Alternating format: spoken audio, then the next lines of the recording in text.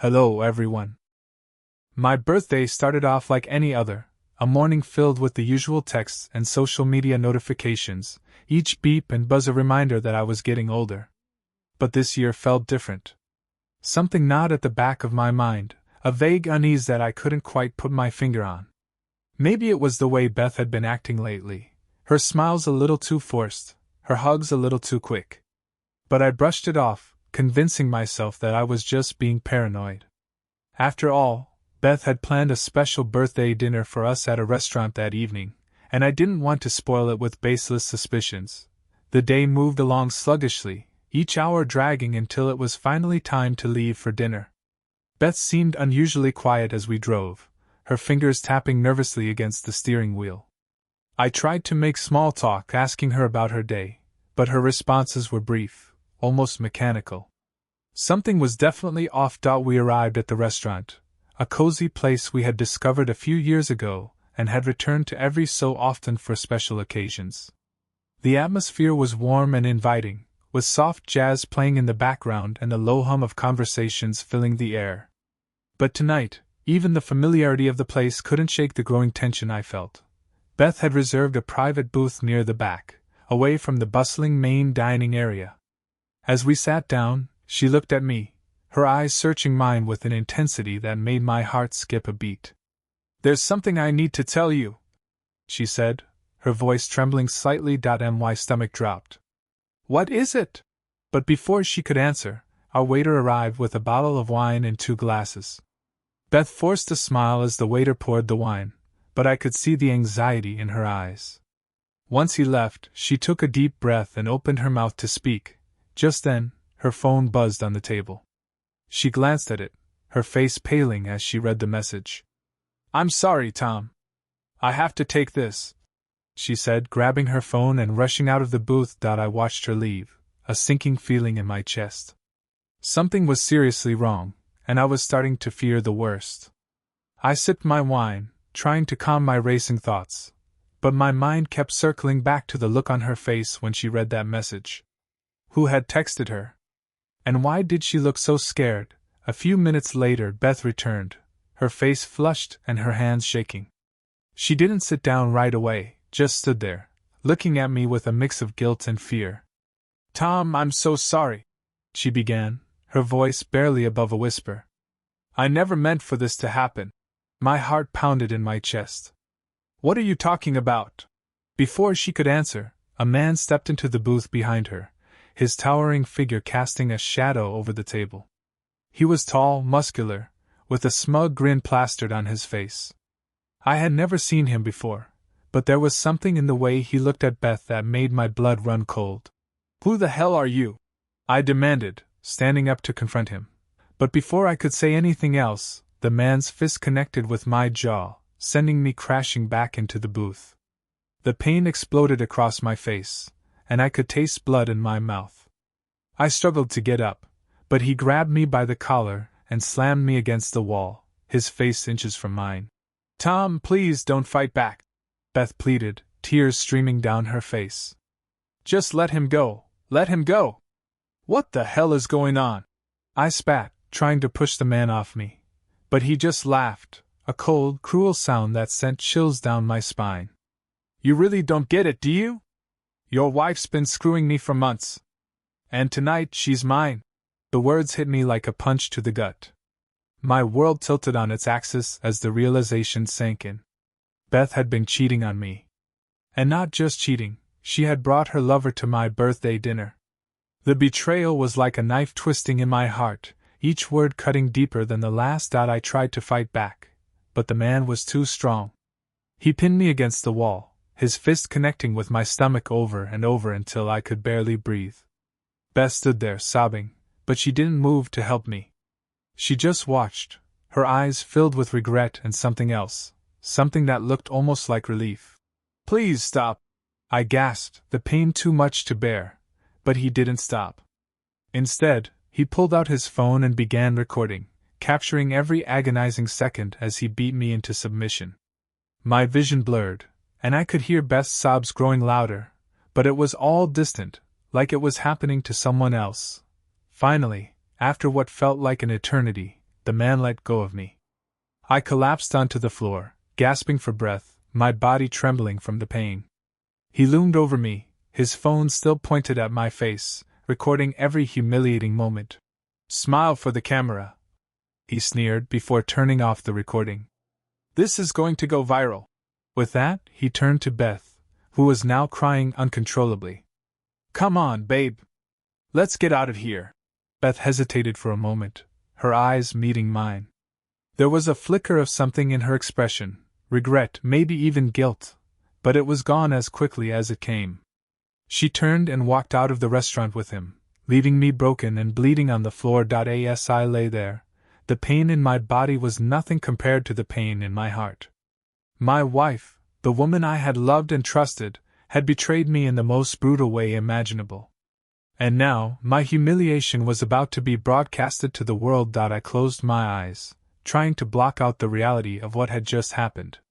But there was no escape from the truth. This was only the beginning of my nightmare. When I finally came to, the restaurant was eerily silent. The once bustling atmosphere had been replaced by an uncomfortable stillness. A few waitstaff hovered nearby, their faces pale with shock and pity. I could feel their eyes on me, but none of them dared to speak. They had seen everything, and I was nothing more than a pathetic spectacle to them, a man beaten and betrayed on what was supposed to be his special day. I slowly pulled myself up from the floor, wincing at the sharp pain in my ribs. Every movement sent jolts of agony through my body, but the physical pain was nothing compared to the emotional torment that churned inside me. My mind was a storm of disbelief, anger, and heartbreak, each emotion crashing against the other in a chaotic swirl. How could this have happened? How could Beth have done this to me? My thoughts were interrupted by the waiter who had served us earlier. His face was filled with a mix of concern and awkwardness, as if he didn't know how to approach the situation. "Sir, are you okay?" he asked, his voice tentative. "Do I look okay?" I snapped, immediately regretting the harshness of my tone. It wasn't his fault. He was just doing his job. I sighed, trying to soften my expression. "I'm sorry. I need to get out of here." The waiter nodded, clearly relieved that I wasn't going to cause a scene. He gestured towards the exit. "Would you like me to call someone for you? Maybe an ambulance?" I shook my head. The last thing I wanted was to be wheeled out of here on a stretcher, drawing even more attention to my humiliation. "No, I'll be fine," I lied. "I just need to go home." Stumbling towards the door, I could feel the eyes of the remaining patrons on me, their whispered conversations following me like a shadow. I pushed through the heavy glass doors and into the cool night air, the reality of what had just happened settling over me like a suffocating blanket. The drive home was a blur. I couldn't remember how I managed to get behind the wheel, let alone how I navigated the familiar streets. All I could think about was Beth, her betrayal, the look in her eyes as she left with that man, and the sickening realization that my life had just been torn apart in the most public and humiliating way possible. When I finally pulled into the driveway, the house looked the same as it always had, calm, welcoming, a place of refuge. But now, it felt like a prison, a place where every room, every piece of furniture, held memories of the life I had shared with Beth. Memories that were now tainted by the knowledge of what she had done. I staggered inside, my hands trembling as I fumbled with the keys. The moment the door clicked shut behind me, the full weight of the evening crashed down on me. I collapsed onto the couch, my body racked with sobs. I wasn't sure how long I stayed like that, crying, gasping for air, feeling like the ground had been ripped out from under me. Time lost all meaning. Eventually, exhaustion overtook me, and I drifted into a restless sleep, haunted by fragmented dreams of Beth and her lover, their laughter echoing in my ears. I woke up the next morning to the harsh light of day streaming through the windows. My head pounded, my body ached, and the events of the previous night flooded back with a sickening clarity. I reached for my phone, my fingers hovering over the screen as I contemplated what to do next. Call Beth? Demand answers? Scream at her? But what would that accomplish? She had made her choice, and nothing I said would change that. My phone buzzed in my hand, snapping me out of my thoughts. A notification flashed across the screen, a text from a friend, asking if I had seen the video. My blood ran cold. Video? My hands shook as I opened the message. Attached was a link to a video that had been uploaded to several social media platforms overnight.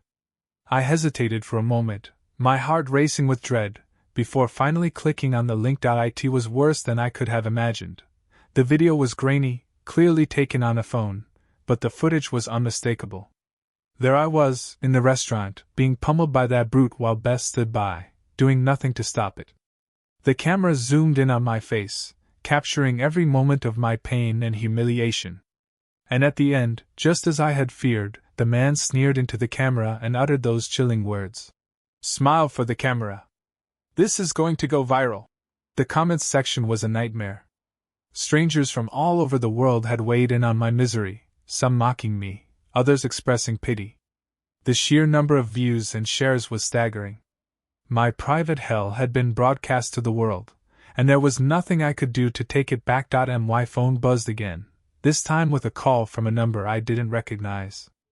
I let it go to voicemail, too overwhelmed to talk to anyone. But then another call came in, and another. The buzzing was relentless, and I realized that my ordeal was far from over. Beth's betrayal had been bad enough, but now I was facing a whole new level of humiliation. My life had become a spectacle, something for people to gawk at and laugh about.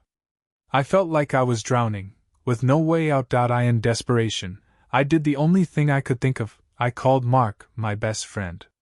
He picked up on the first ring, his voice laced with concern. "Tom, I just saw the video. Are you okay?" "No," I choked out, my voice barely a whisper. "I'm not okay. Where are you?" he asked. "I'm coming over." I told him I was at home, and within minutes he was at my door. The moment I saw him, I broke down again, the full weight of everything crashing over me once more. Mark didn't say anything, he just pulled me into a hug, holding me as I cried. After what felt like hours, I finally pulled away, wiping my eyes. "I don't know what to do," I admitted, my voice hoarse. "We'll figure it out," Mark said, his tone steady and reassuring. "You're not alone in this." But even as he said it, I couldn't shake the feeling that I was. Beth had shattered my world, and now I was left to pick up the pieces. The worst part was, I still didn't understand why. Why had she done this? What had driven her to betray me so completely? Mark stayed with me for the rest of the day, helping me navigate the flood of messages and calls that kept coming in. He even managed to get the video taken down from a few platforms, but the damage had already been done.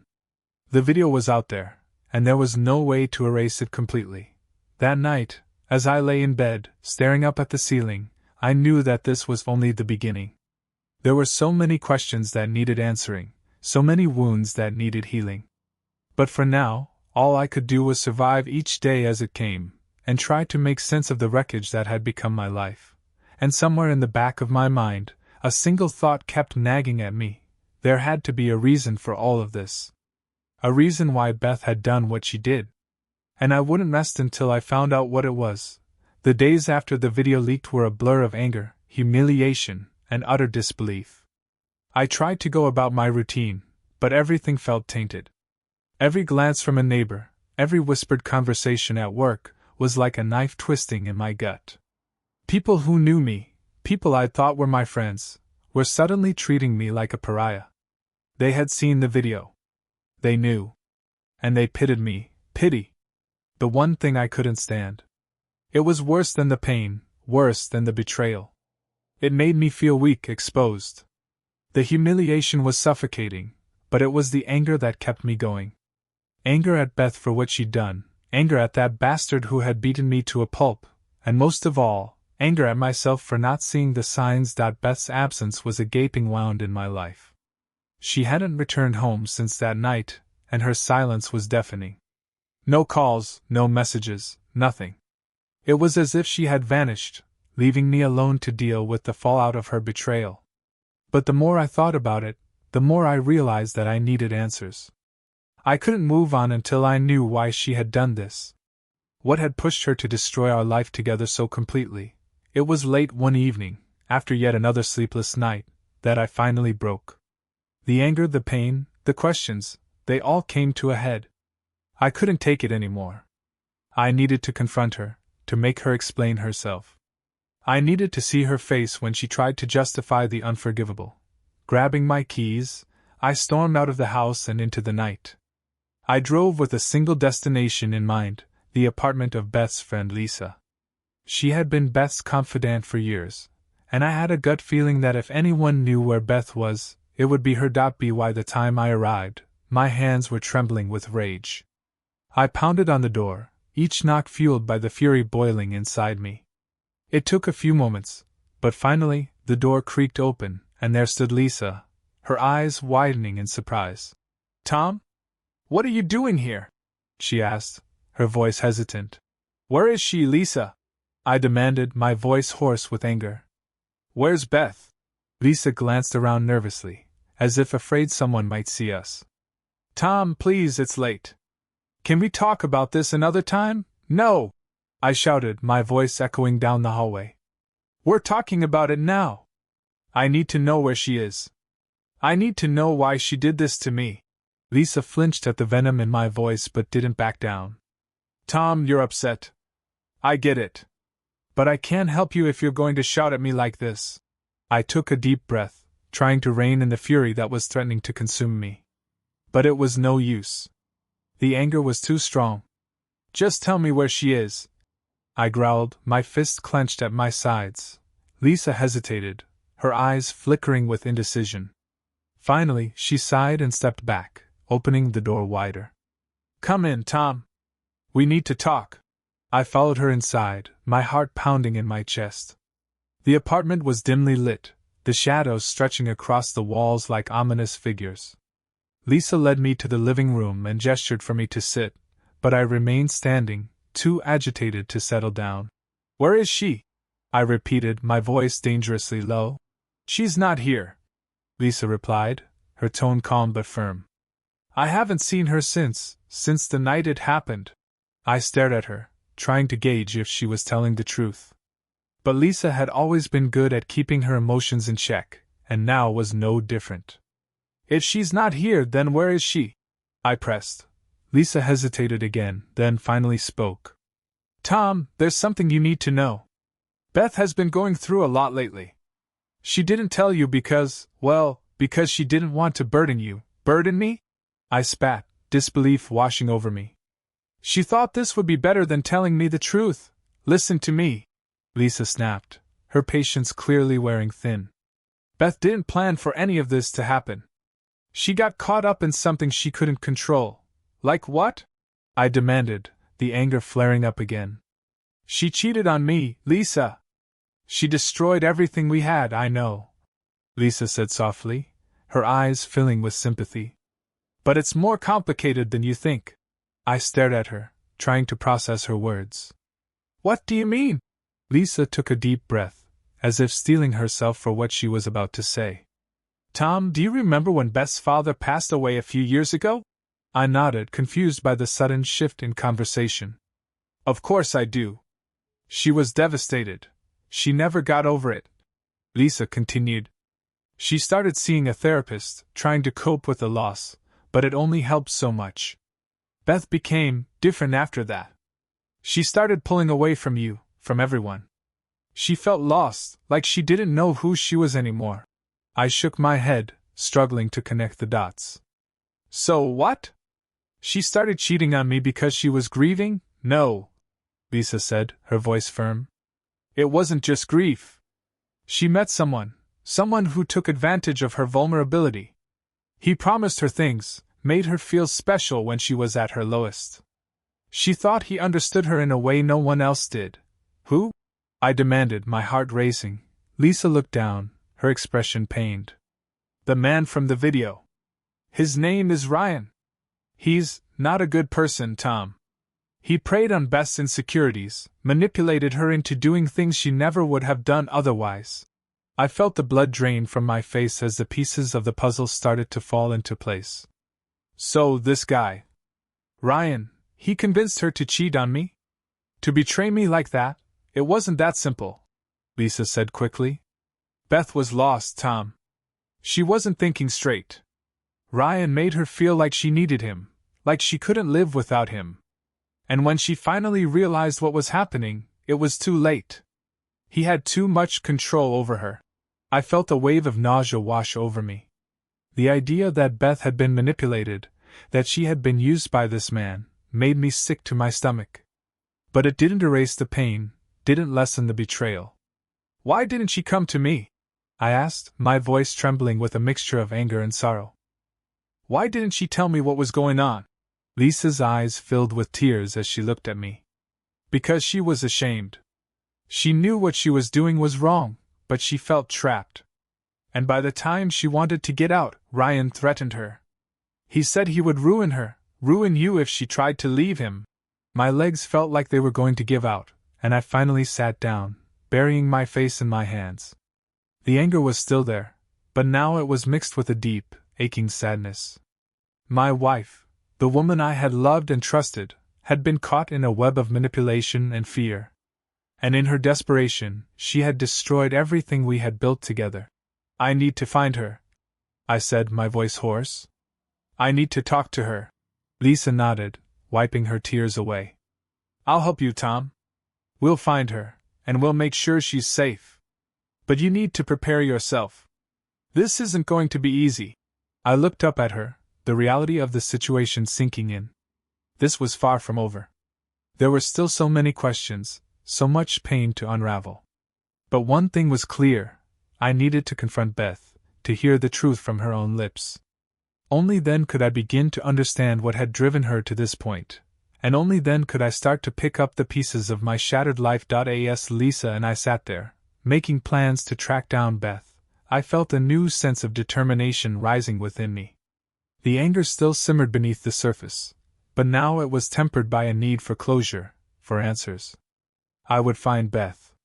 I would make her explain herself. And then, maybe, I could finally start to heal. But deep down, I knew that the path ahead was fraught with pain and heartache. The truth was never simple, and as much as I wanted to understand, I feared what I might uncover. History does not repeat itself and make sense. No event came out of nowhere. The drive back from the motel felt like I was moving through a fog. My thoughts were jumbled, a mess of anger, confusion, and betrayal.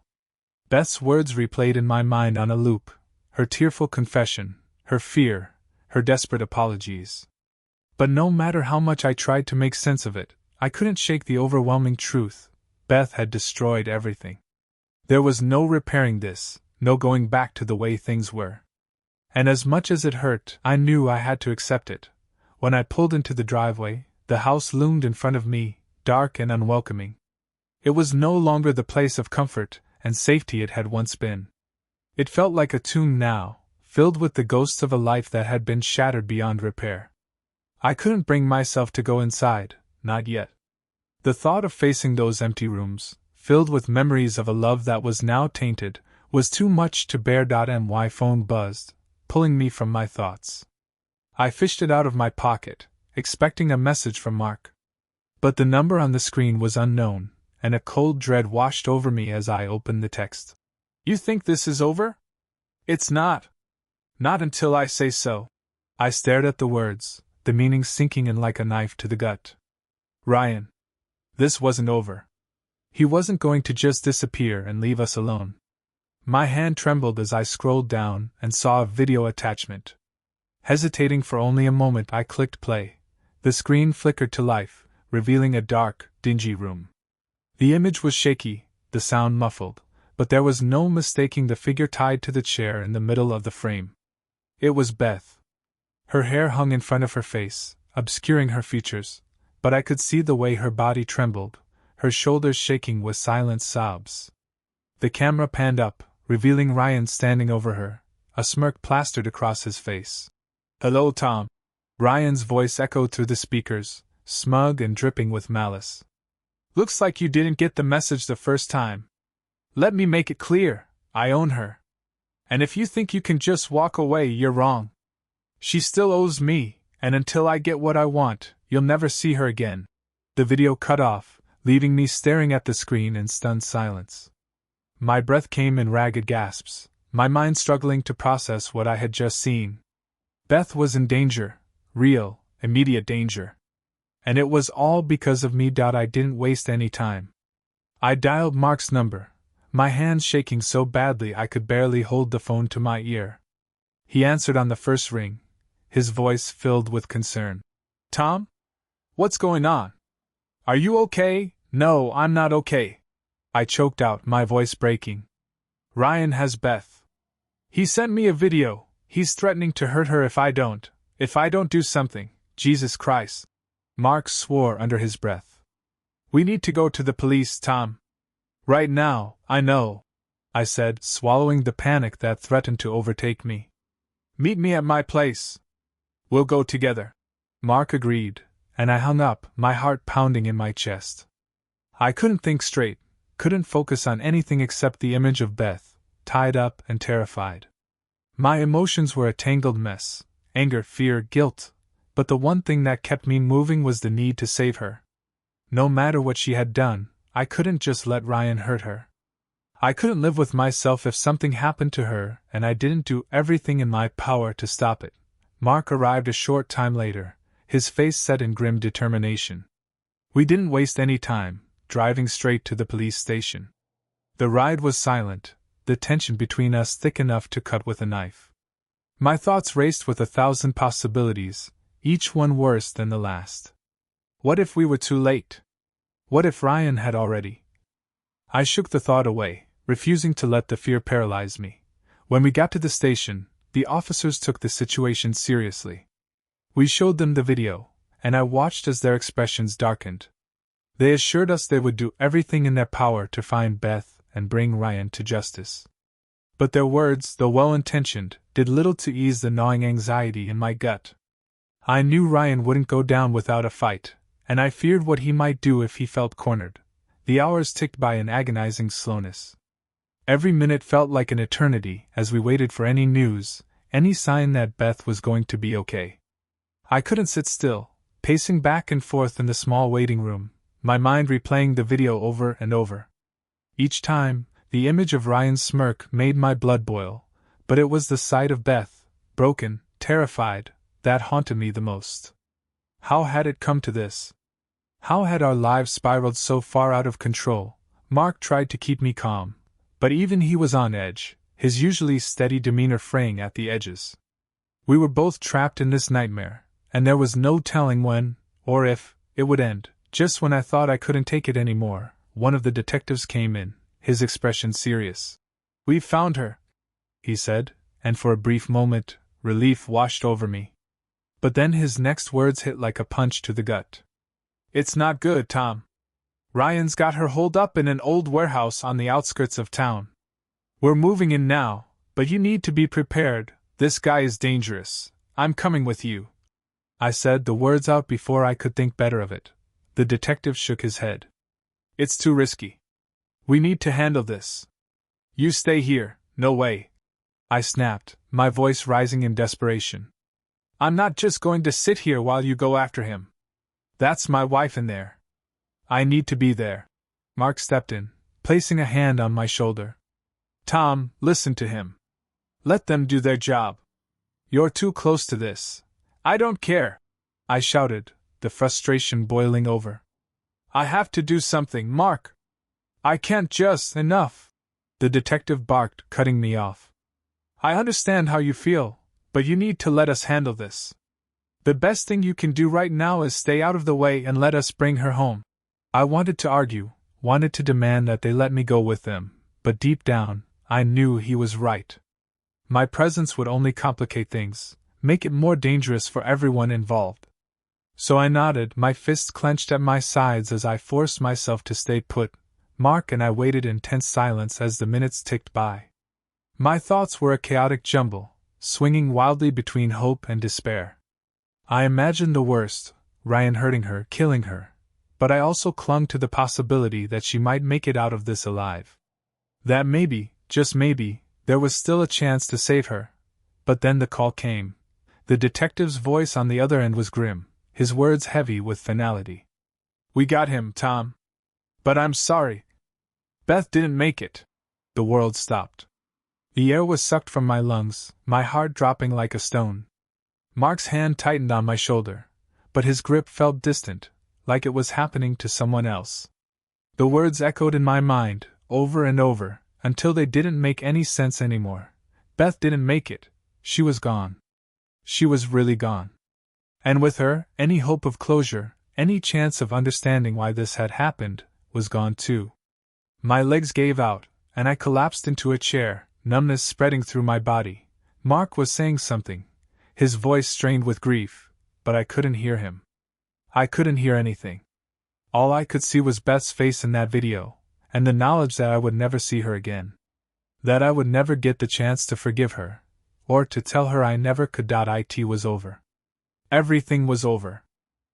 And all that was left was a hollow emptiness where my heart used to be. As the reality sank in, the numbness gave way to a wave of grief so intense it nearly knocked me over. I had lost her, not just to Ryan, but to the darkness that had consumed her long before he came into our lives. I had lost her to a world I hadn't seen, hadn't understood, until it was too late. And now, there was no going back. Beth's death was the final blow, the last piece of my life falling into the abyss. And as I sat there, staring into the void, I realized that the future I had once imagined was gone forever. There would be no redemption, no reconciliation. Only the painful task of moving forward, one agonizing step at a time, into a life I no longer recognized. Ryan had taken everything from me, my love, my trust, my future. But as I stood in the wreckage of what he had left behind, I made a silent vow. He would pay for what he had done. Not just to Beth, but to me. To us. And I wouldn't rest until he did. The days following Beth's death were a haze of grief and disbelief. My mind refused to accept the finality of it all.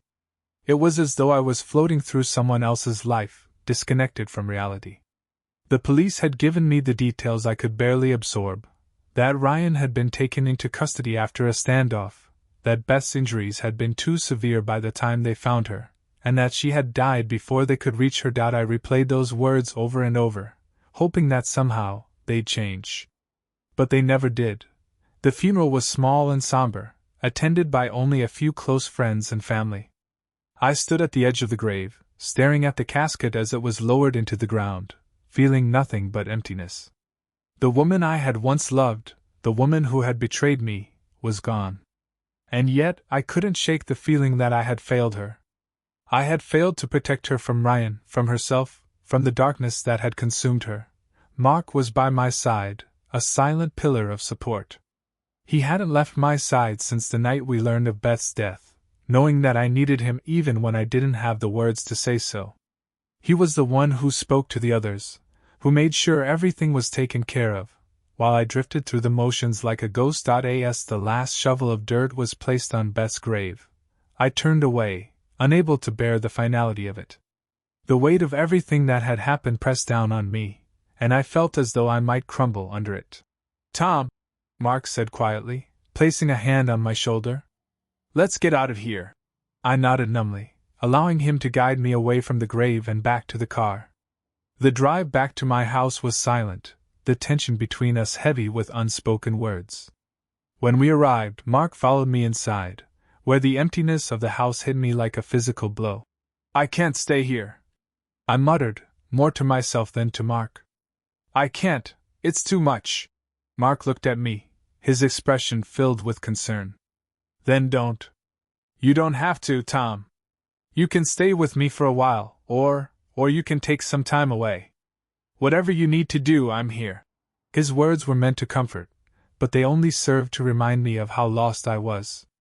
My entire life had been upended, and I had no idea how to put the pieces back together. I don't know what to do, Mark," I confessed, my voice breaking. "Everything's gone. Everything I thought I knew, everything I thought I had, it's all gone." Mark nodded, his eyes filled with sympathy. "I know. And it's going to take time to figure things out. But you're not alone in this, Tom. We'll get through it. One step at a time." But his reassurance felt hollow.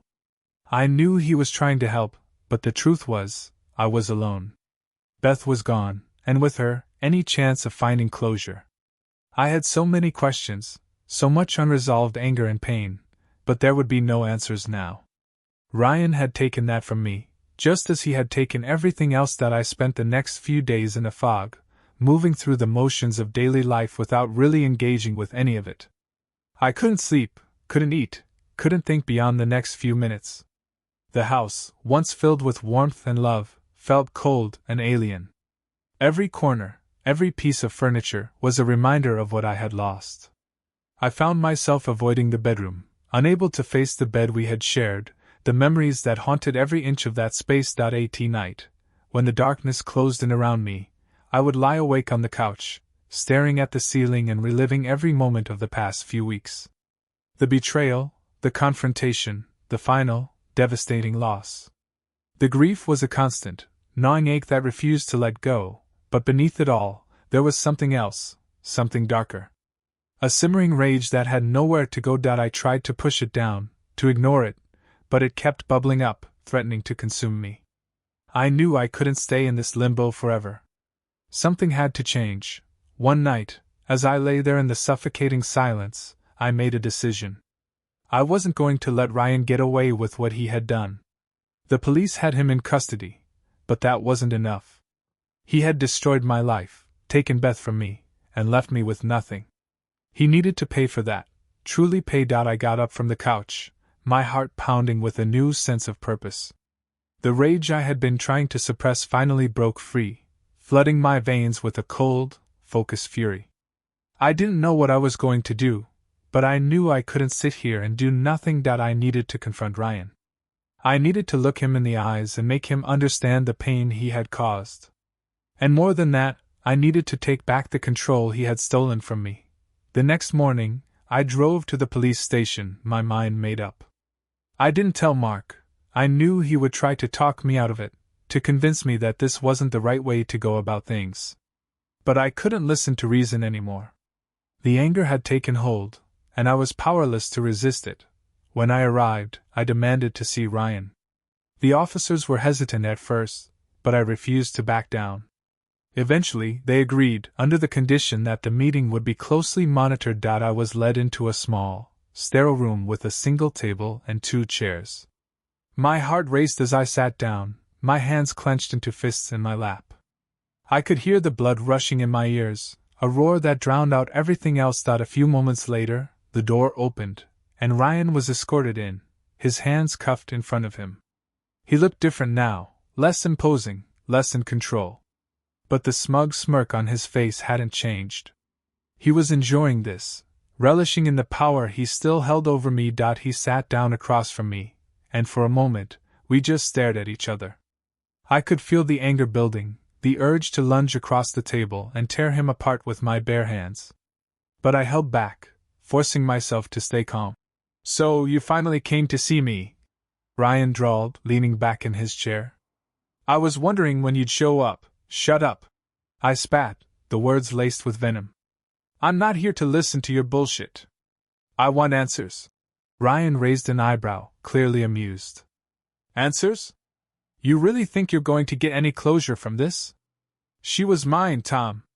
From the moment I met her, I owned her. She came to me because she was weak, because she needed something you couldn't give her." His words were like gasoline on a fire, fueling the rage that threatened to consume me. But I forced myself to stay in control. I wasn't going to let him win, not like this. "Why?" I demanded, my voice shaking with barely suppressed anger. "Why did you do it? Why her? Why me?" Ryan's smile widened, his eyes gleaming with sadistic pleasure. "Because I could. Because it was fun. Watching you squirm, seeing her torn between her loyalty to you and her desire for me. It was all a game, Tom. And I won." I felt my control slipping, my fists tightening until my knuckles turned white. "You're going to rot in here, Ryan. You're going to pay for what you did." But Ryan just laughed, a cold, hollow sound that sent chills down my spine. "You really think prison is the worst thing that could happen to me? You're more naive than I thought." I couldn't take it anymore. The rage finally boiled over, and I lunged across the table, my hands reaching for his throat. But before I could make contact, The officers burst into the room, pulling me back and restraining me. Ryan's laughter echoed in my ears as I was dragged away, his voice taunting me even as the door slammed shut. "See you around, Tom," he called after me, his words dripping with malice. "This isn't over." As they escorted me out of the building, I felt a crushing sense of defeat. I had gone there looking for closure, for some kind of resolution, but all I had found was more pain, more anger. Ryan had won, just like he said. He had taken everything from me, and I was powerless to stop him. The officers released me outside, their expressions a mix of sympathy and caution. "You need to let this go, Tom," one of them said gently. "Don't let him drag you down with him." But how could I let it go? How could I walk away when the man who had destroyed my life was still out there, still taunting me, still holding all the cards? I got into my car and drove aimlessly for hours, the anger simmering just beneath the surface. I had tried to confront Ryan, to take back some of the power he had stolen from me, but it had only made things worse. I had to face the reality that there was no going back, no undoing the damage that had been done. Beth was gone. Ryan was going to prison, but it wasn't in the days following Beth's death. I was a shadow of my former self. Grief clung to me like a second skin, and the emptiness in my house mirrored the void in my heart. I spent hours sitting in silence, replaying the events that had led to this point, Beth's betrayal, Ryan's cruelty, and the final, tragic end that none of us had seen coming. Every memory was a fresh wound, and I didn't know how to heal. Mark visited often, trying to pull me out of the dark place I'd fallen into.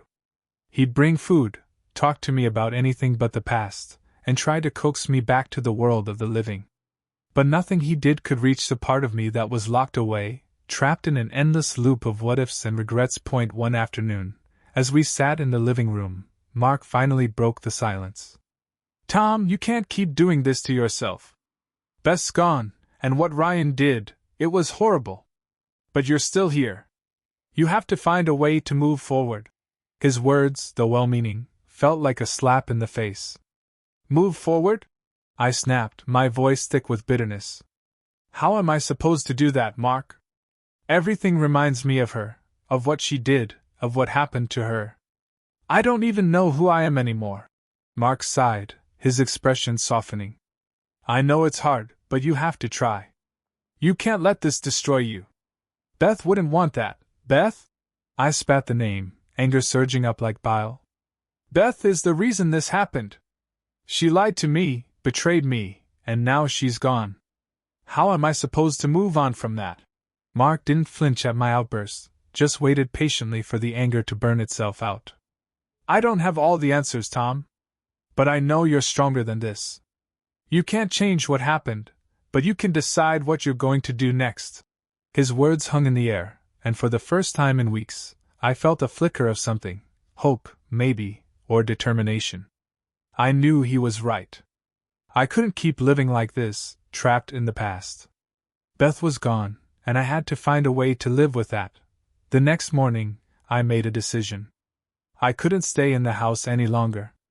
It was too full of memories, too heavy with the weight of everything that had happened. I needed a fresh start, a clean slate. With Mark's help, I began the painful process of packing up Beth's things.